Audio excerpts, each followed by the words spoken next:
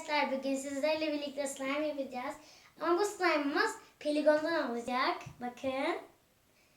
Gereken malzemeleri hemen söyleyeyim. Bir de bu önceden yaptığımız slime. Şöyle kameraya yakınlaştıralım. Bu arada bu videoda bu sefer de ben varım. Evet, bir de kardeşim var yanımda.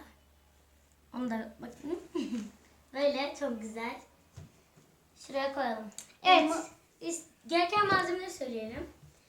Peligon, karıştırmak için bir kaşık, bir bardak su ve bir kase. Şimdi başta peligonumuzu tüm tabağımızın içine sıkıyoruz. Açamadım ya. Hepsini. Tamam. Şu buradan sıkmaya başlarsanız daha çok gelir. Evet. Alta doğru. Ve bu küçük boy arkadaşlar, onu da söyleyeyim. Evet. Yani Slime'ımız küçük olabilir. büyük yapmak istiyorsanız büyük boy alın ama büyük boy çok bulunmuyor kırtasiyelerde. Size söyleyeyim. Çünkü biz aradık, bulamadık.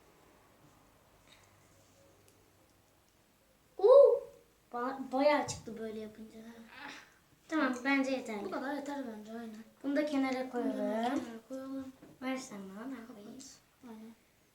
Şimdi 4 veya 5 kaşık su koyacaksınız içine. 4 kaşık su. Çay kaşığı. Hatta 3 kaşık. 3. Çay kaşığı 1 2 Benim 3 oldu.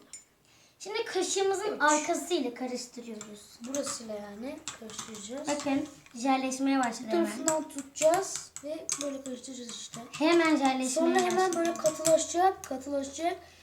Şu an daha çok güzel. Yaptıktan sonra bir 2-3 dakika bekletin çünkü yapışıyor öyle. Sonra yapışmıyor. Evet.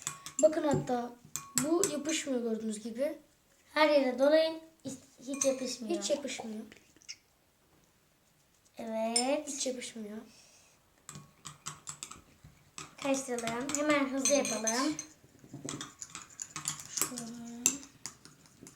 Bakalım şöyle elimizde. Oo.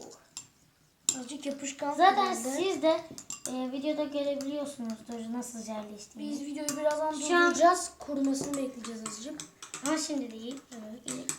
Evet arkadaşlar. Şimdi Biz durduralım. bir durduralım. Evet arkadaşlar, devam ettik. Evet, Şimdi kurudu. biraz daha karıştıralım. Hem zaten kurudu. Evet arkadaşlar. Bakın. Artık böyle. Böyle bir şey. Bunu bir... Burada 3-4 azıcık dakika. daha kuru hali. Evet, bu eski yaptığımız, bu örnek olsun diye onu Bir gösterdim. de bu daha çok kurumuş hali. Bunu biz Evet. Şimdi arkadaşlar bunu videoyu durdurduktan sonra biz kalan suyunu boşalttık, bunu elimize alıp boşalttık. Bunu 3-4 dakika beklettik. 3-4 dakika beklettik. bakın ses, bakın dinleyin. 3-4 dakika bekledik ve bu şekilde aldı. Bakın arkadaşlar. Artık böyle.